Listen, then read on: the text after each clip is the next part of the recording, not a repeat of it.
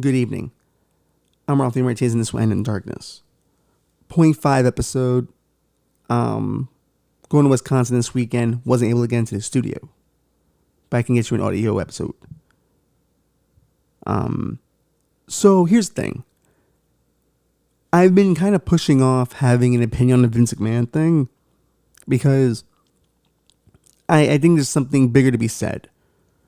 And I figured it'd be cool for a point 5 episode. But who knows? Well, who knows how long this will last? But it's something I've noticed over the years. And I figured I wanted to wait and just really think about things here. Vince McMahon has been known to fraternize with women that works for him. He's been known to cheat on his wife kind of openly. I don't think he's ever hidden that. That's never been hidden from anybody. I don't even think he'd feel shame in it, which is wild when you think about it. A bit wild. But that's how he's lived his life. That's the thing about having his kind of money. You can just do whatever you like and pay for discretion.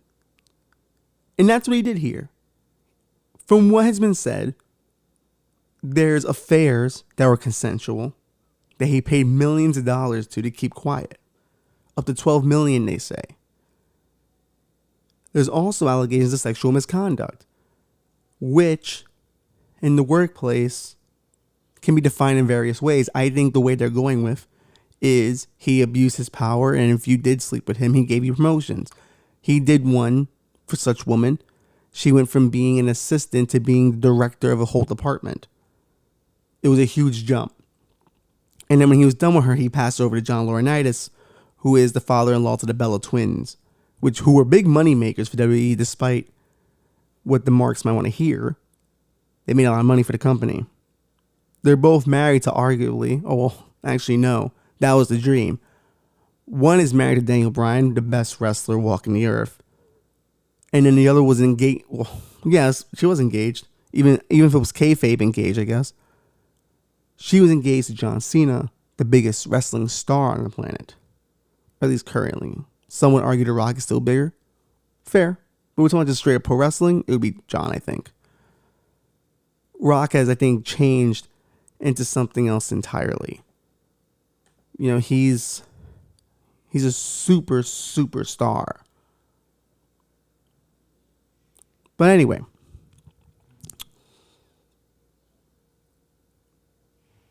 Vince McMahon has been known to do these things. He helped cover up Jimmy Snuka's murder case. There's pretty compelling evidence he murdered someone. And Vince helped cover that up. Vince has stolen talent from other companies. Vince has lied to people to their face about payouts. You know, if payouts aren't enough, think about the things he promised guys. Time off he promised he never delivered on. He promised Bret Hart not to screw him, and he screwed him. He also promised him a 20-year contract. Then he found out he couldn't pay for that 20-year contract. Look at CM Punk when he ran him ragged. This is a guy who's done this. People are single serving to him. These women were single serving. The only difference is, he comes with a price on both of these things. Single serving is throw away. You don't even think about. But maybe this is different. You got to purchase these people. And because money buys everything for him, this is normal. This is not weird. First night he's got the allegations. He comes out and just repeats the signature. Then, now, forever, together. Saying that he'll bring this whole bitch down. And he would. You have to imagine he would. He gets mad at people for sneezing. This is a man who just wants control on every level. If you think you're going to tear this company away from him, you're mistaken. Or at least maybe this is all projection. To show the stockholders stability. this uncertain time. Because you have to imagine, it's interesting that the Wall Street Journal is reporting on all of this. Clearly, whoever's behind this story wants to hit a financial note. They want it to affect the stock. It hasn't necessarily thrown sponsors out the way, which, to be honest, when you sponsor the WWE, you know the history it comes with. There's been blackface, there's been transphobia, homophobia, like every phobia imaginable has been on WWE television at one time. So when you sponsor them, you know what the deal is. You're not getting caught off guard. You half expect Vince to be doing some of this shit. I know I did as a kid. It never surprised me when it kept coming out what he did behind the scenes. Of course he would. That character has to come from somewhere. Those little inside jokes have to come from somewhere. And we all laughed. Let's be honest. We all laughed. Because there was a time where billionaires doing terrible things was so absurd to us that we had to laugh about it. Because it made no sense to us. With all that money, you couldn't have dignity and class. So Vince played that up for years. He was a billionaire who enjoyed toilet humor.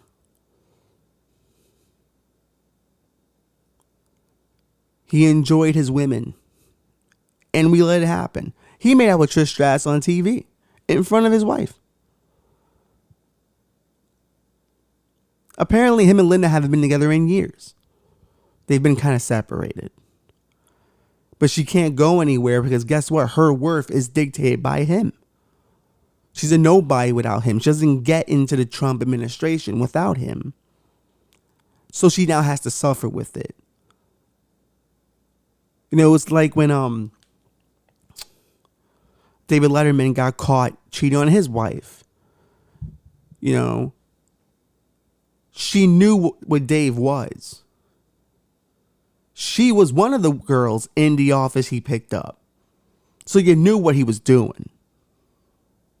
She probably had the agreement with him of just don't embarrass me. But with Linda and Vince, it seems to be a bit different. As long as the money comes in, Linda doesn't care what's done. In her defense, it's kind of hard to walk away from that Attitude Era money. Because that was probably the best business had ever been. The Hogan era was strong, but that was just one guy being over. The WWF as a company was over. You could send guys anywhere. You open up your whole roster to money-making opportunities. And people collected everything. All the toys, all the figures. You wanted a full roster. More so than ever, you know, than the 80s, I believe. Because guys were just over. And it was kind of fun to have the Steve Blackman action figure. Or the fucking, you know, Road Dogg action figure. And you'd find a way to put them over.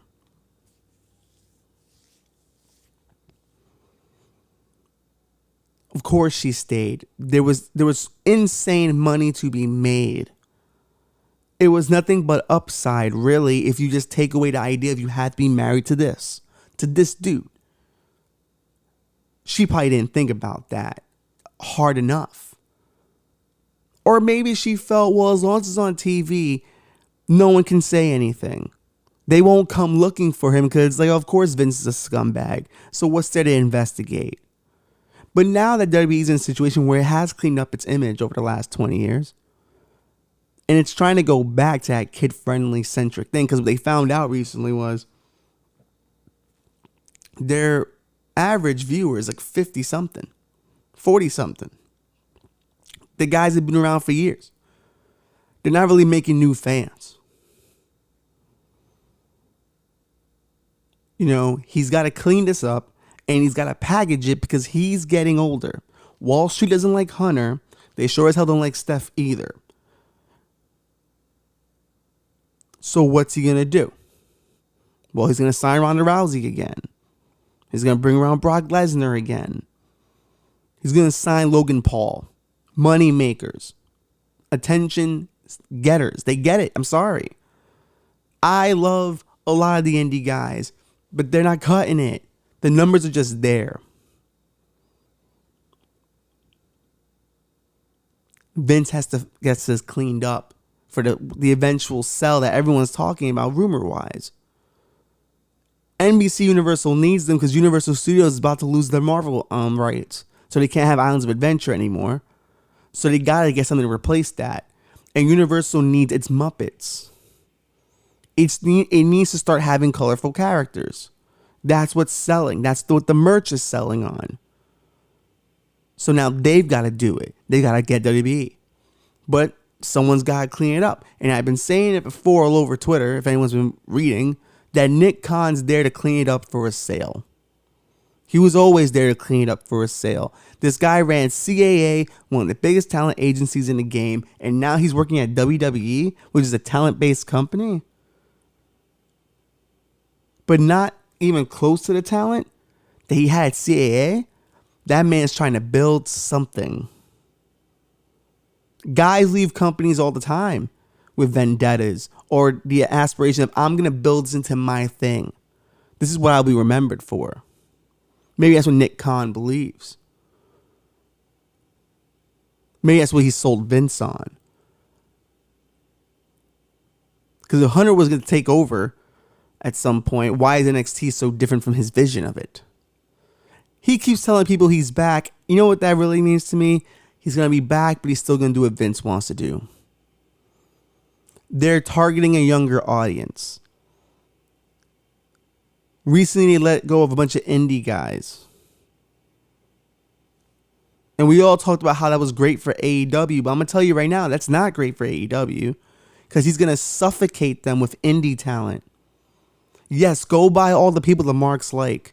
Those guys don't draw a dime nationally. Have fun with that. Go ahead and be the wrestling show. We were never the wrestling show. We were the sports entertainment show. And it will suffocate AEW if Tony Khan is not careful and doesn't spend his money wisely. But as we've seen, he's just bringing in guys every week, every new indie talent you can imagine, because he doesn't give a shit. He's a fucking money mark. He's having a good time. I enjoyed AEW for a good portion of it. Now the crack's starting to show, and it's time to ask some questions. Does he have a booking philosophy? Does he have long-term booking? His top guys that he bought from WWE or who have WWE past are now injured on the shelf. CM Punk's on the shelf. You got Daniel Bryan on the shelf. Adam Cole's now on the shelf. All the guys you drew to AEW, now you got to draw the guys who were there for a while. Guys like MJF who aren't there now because you pissed him off. You got to build the rest of the roster now. Let's see how you book when you're back against the wall. Are you going to throw money at the situation? Are you going to buy more talent thinking that's going to solve your problem? This is what WWE's banking on. It's cheaper for them to produce their own guys. That's why the Performance Center exists. You can control what that guy makes his entire career if you not only bring him in, but you create him, you mold him, you raise him, and you control what he will expect for the rest of his life. You keep him on the roller coaster forever.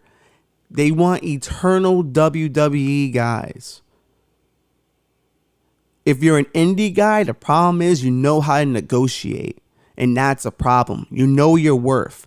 You can say how many t-shirts you sell based on your Pro Wrestling Tees account. You can say what you're drawing at venues because you're getting paid a certain amount to show up to venues. You have your merch table. You have a metric now. Wrestlers didn't realize that, but now they do. You have a metric now for your worth. That doesn't benefit WWE. Doesn't benefit Vince McMahon. He needs to dictate worth. He told Kevin Nash years ago, I'd rather a half-empty arena of people cheering for who I want them to cheer for, as opposed to a full arena of them cheering for someone I didn't want them to cheer for. That's the level of control he wants. These indie guys gotta go. So you get rid of guys like Aleister Black. You get rid of Adam Cole. You find ways to screw up relationships so motherfuckers can just leave. Because you can't control them anymore. These were guys who before WWE had nice indie careers and they walked away for some nice money to do the developmental contract in hopes of the big WWE contract. Because there is a markdown to go to NXT. I've heard it from several indie guys.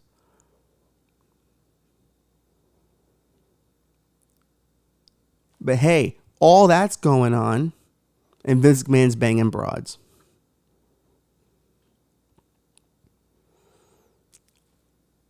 You have to imagine this has been going on for a long time.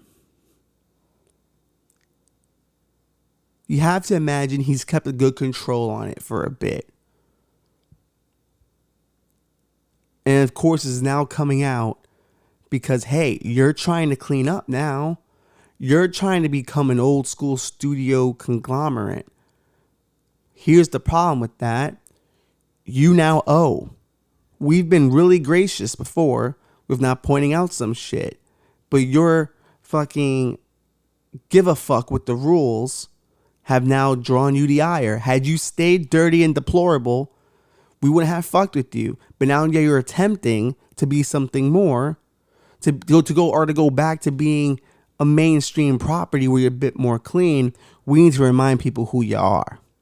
Now, I'm not saying it's a negative way to look at it. What I'm saying is that's a possibility. Because in this business, you owe somebody. You don't get away with things without owing somebody. And WWE got away with a lot of shit. Vince thought he was Teflon. Vince thought he'd never be touched. But the times have changed. People don't give a shit anymore. They're not afraid anymore. The girls can take the money and still come forward.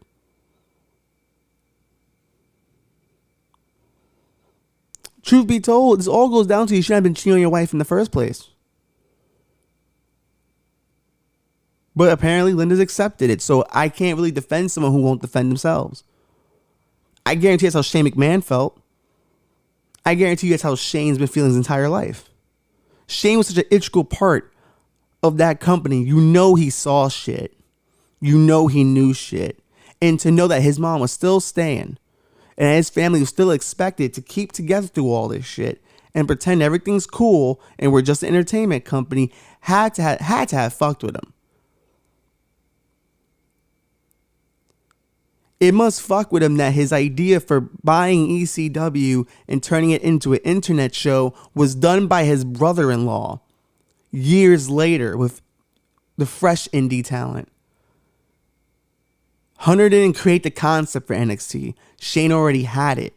Shane had the dream that allowed Hunter to look like a genius.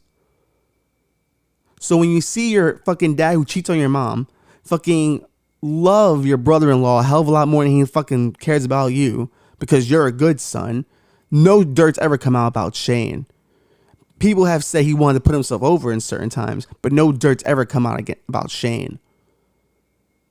So at all accounts, he's probably a really good fucking guy. But because Hunter's one of the boys and Vince always wanted to be one of the boys, you have to remember his dad wouldn't let him into business. His dad sent him to Maine and went, go prove yourself. Then Vince did that, came back, acquired Titan Sports over time because the old man got sick, only to know that his father would have hated what he became. Vince Sr. had told all his boys, my son will not compete with you. He will not take your talent. That's a promise he made to me. The old man dies. What does Vince do? He starts taking everyone's fucking talent and starts becoming the national brand, killing other brands left and right.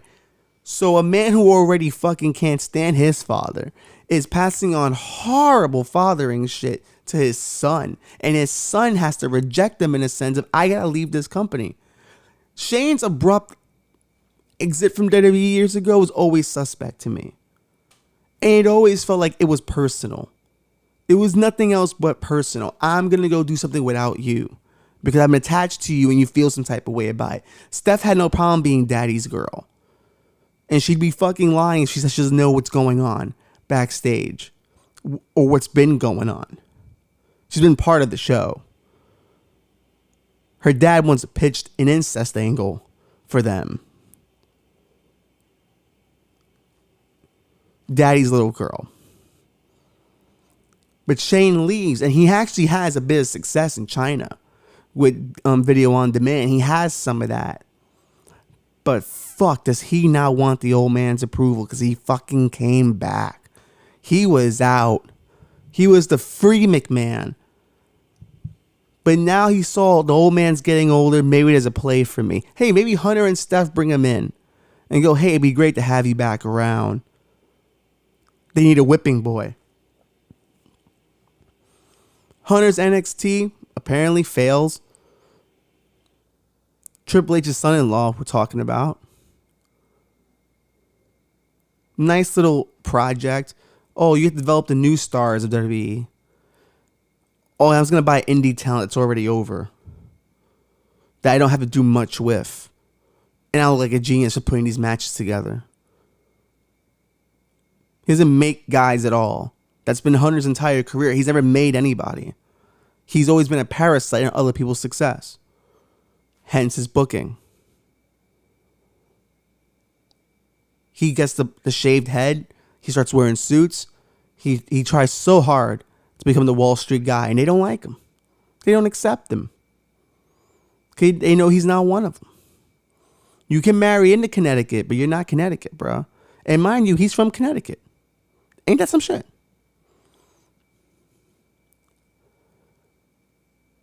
Stephanie McMahon, like, to be honest, hasn't had a real good creative idea in years.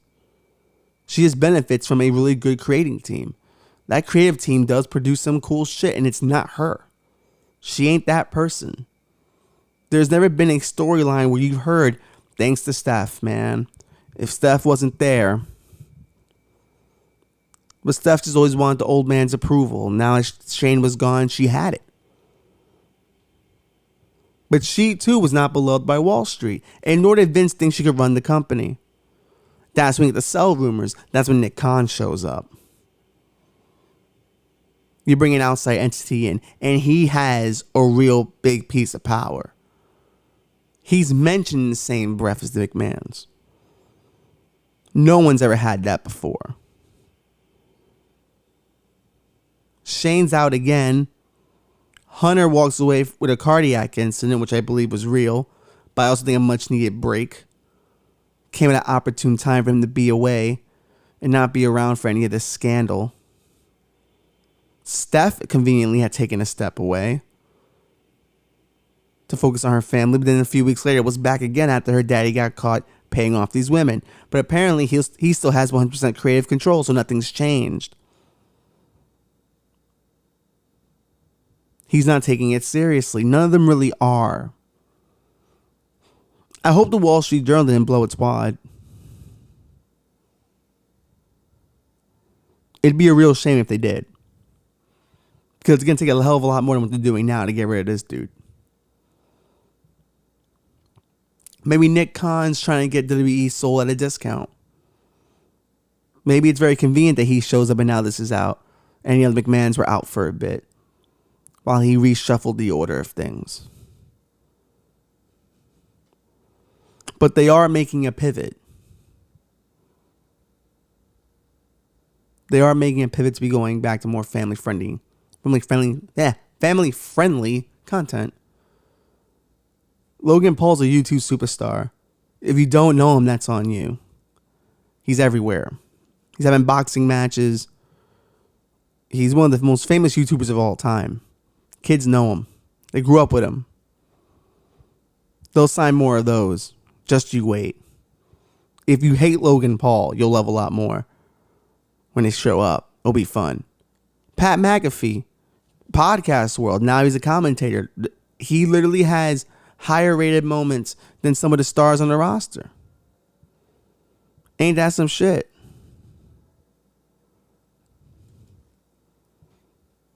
I guarantee you he's the Kevin Nash of the situation, telling all these guys, listen, this is the check I get from WWE. This is a check you can get from WWE. And soon they'll have a controlled farm system and produce the guys they want to produce. Good for them. You can't hate that kind of business. It's smart. Vince can put together a well-oiled machine and he can die happy. Keep in mind his mom died at 100, So we might be stuck with Vince for a bit. But you have to imagine the malignant presence that man is. You have to imagine what the women in the locker room are thinking. Is this a man I still want to work for? Can I still work for this man? Naomi and Sasha felt they couldn't anymore, but they left for other reasons, but apparently they're officially out.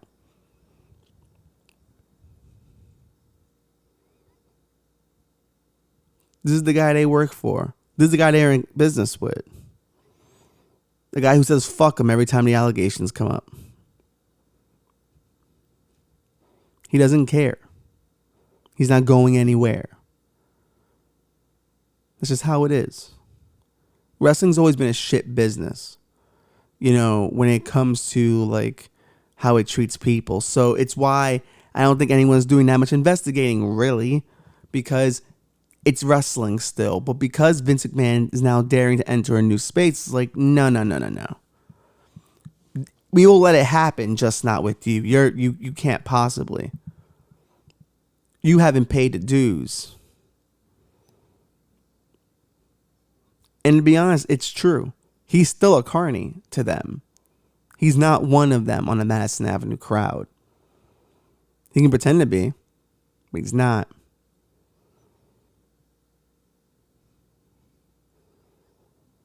And to be honest, this is the way his career should end. It should end with some kind of comeuppance.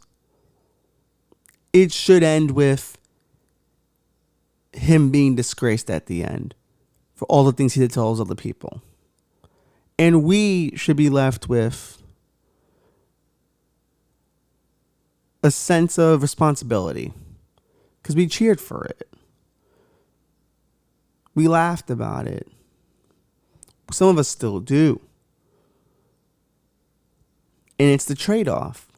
You know, we talk about trade-offs here all the time. What are you willing to trade for the things you enjoy, the things you love? How often do you enjoy content of a canceled person or someone who's done some really fucked up shit, but you really enjoy the content? That's what WWE fans are dealing with right now.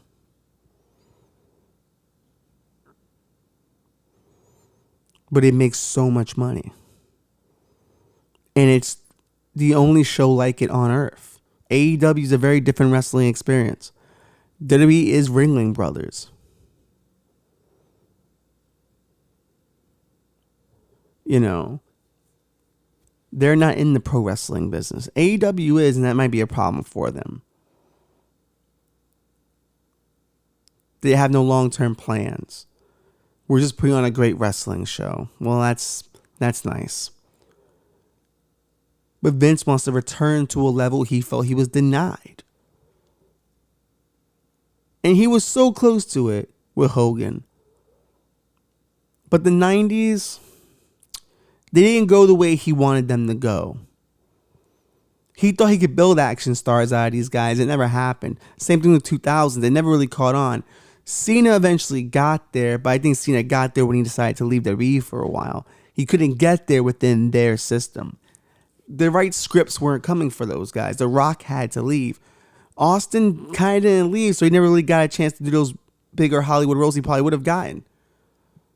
Cena had to leave. Reigns is already 1 foot out the door. He was already like in Hobbs and Shaw.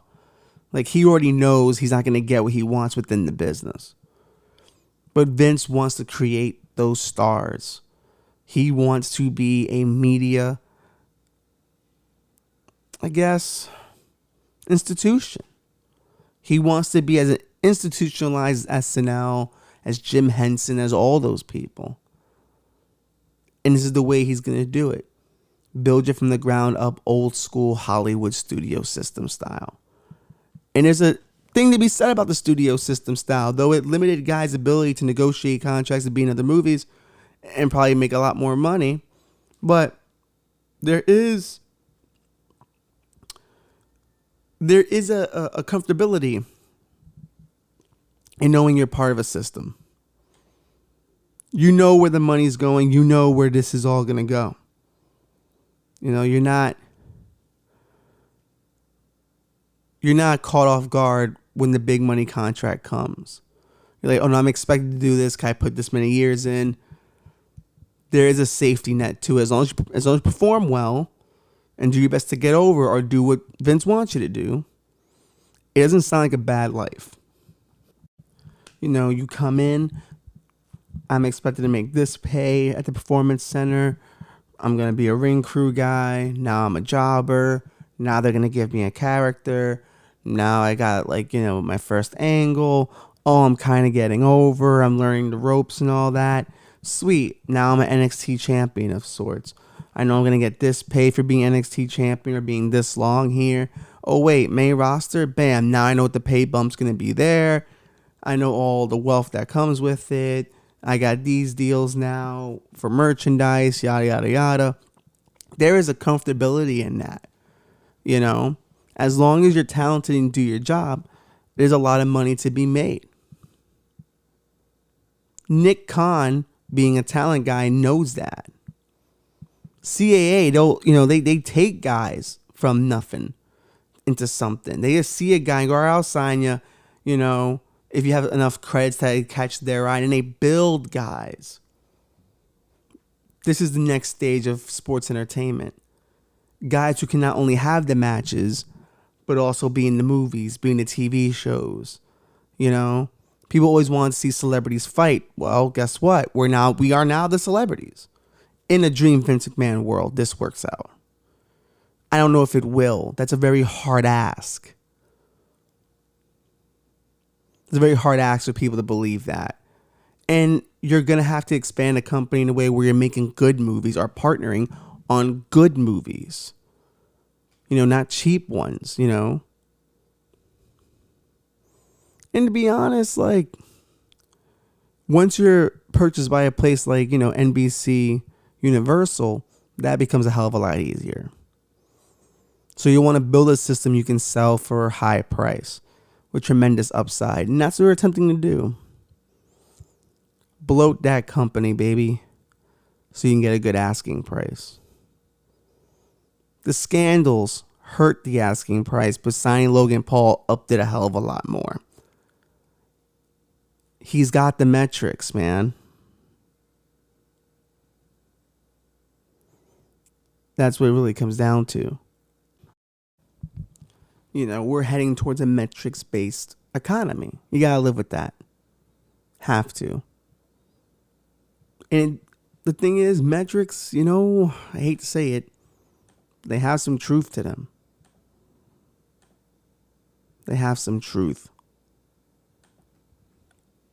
It's hard to argue with them sometimes.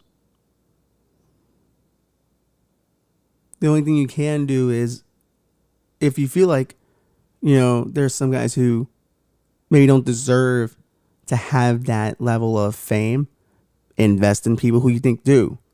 Look for new people. Put those people on. Maybe WWE might sign them. Maybe there's someone you like who does makeup tutorials. Maybe she too can be a pro wrestler, fighting other makeup tutorial people at WrestleMania, settling feuds that start on YouTube.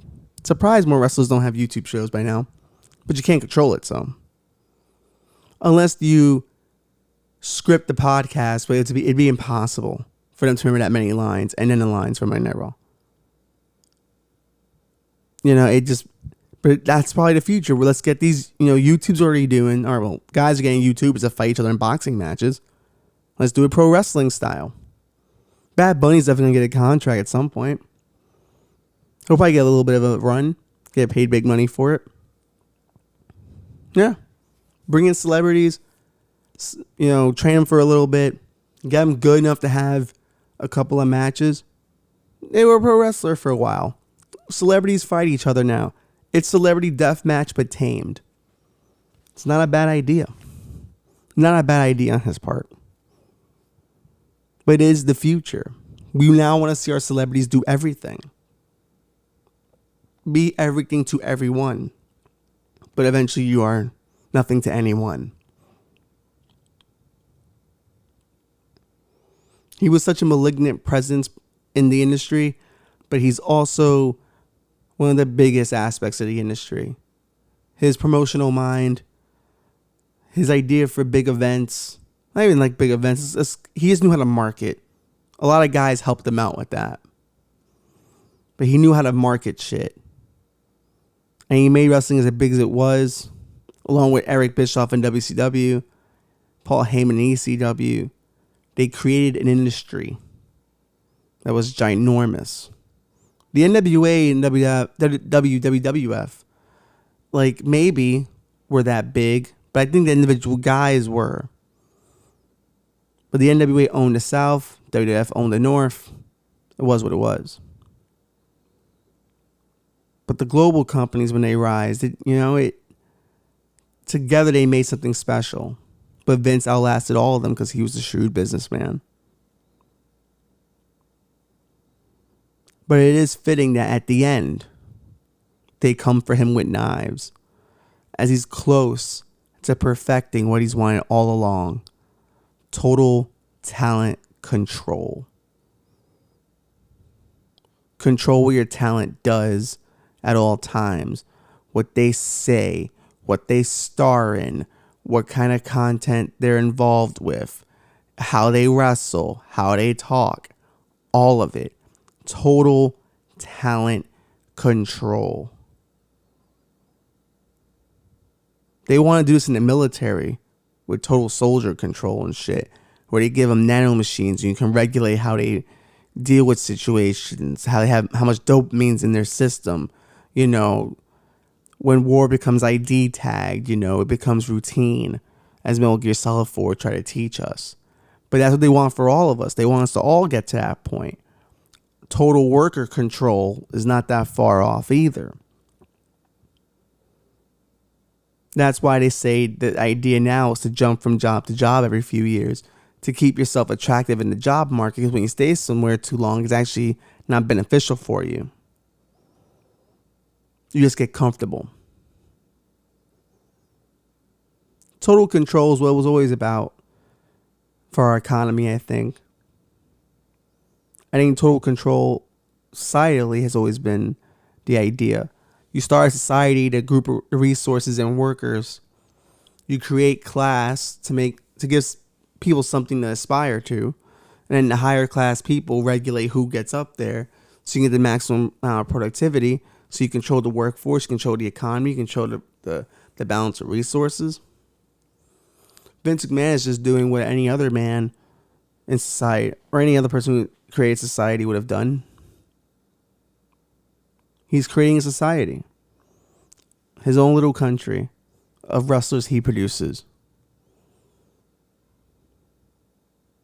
In the future, WWE's GDP will be the size of a small country. This is just the Vince McMahon dark future I'm painting. He'll control their emotions, because he'll be a cyborg Vince McMahon by this point. He'll control their emotions, how they give promos directly. Like, he'll hack into their brain through nanomachines and neural links.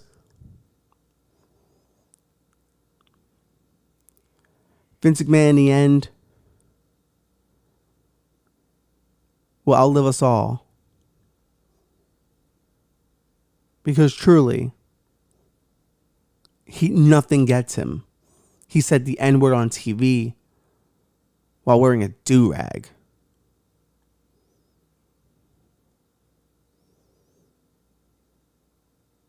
A rich white man from Connecticut did that on live television. And nothing happened. Nothing happened.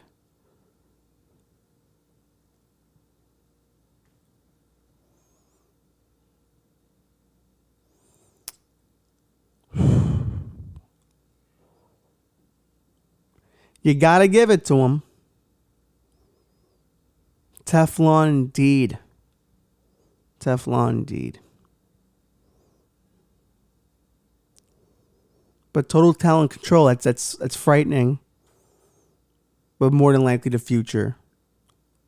We're going back to the studio system, I think. We'll analytic it to death. So it's like, we'll put out so many analytics of how it works and how we'll be able to give people more things if they're like enrolled like in a 401k with a studio. Like, they'll find ways to employeeize it That's not even a word. But to make it legit, and we'll go right back to the studio system, to own theaters, because a judge recently just removed that ban that studios can now own theaters. So they'll start owning those. And that'll be it. They'll control the industry. Every industry is slowly going to control its distribution in ways we've never seen before. Fucking sucky, dude. But it's gonna happen.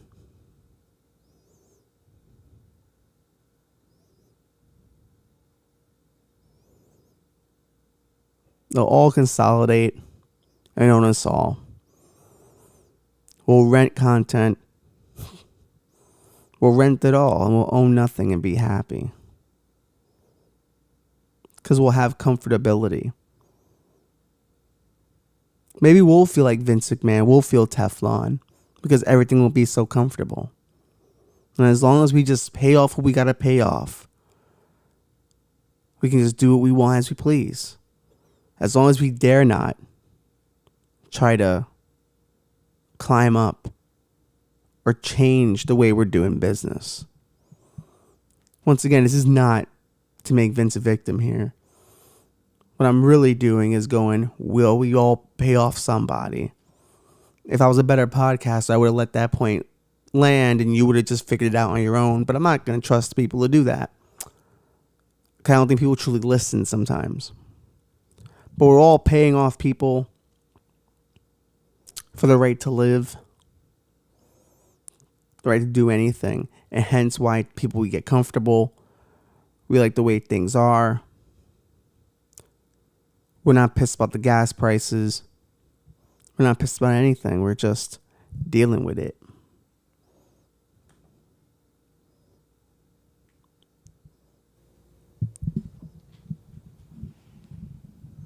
Anyway, dark future aside.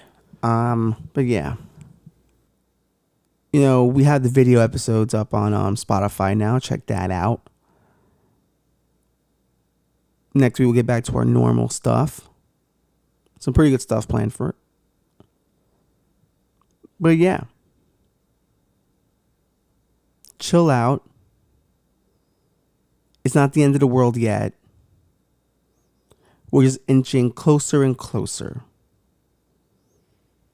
But the good thing is, don't you feel it? The sweet relief to not having worry anymore. Pod people existence. It's almost there. Just surrender to it. Give into it.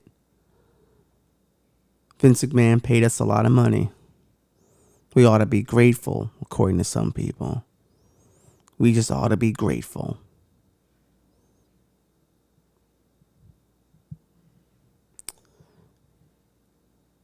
I work in an industry, the film industry, that has a lot of progressive politics, but it does more exploitation than empowering.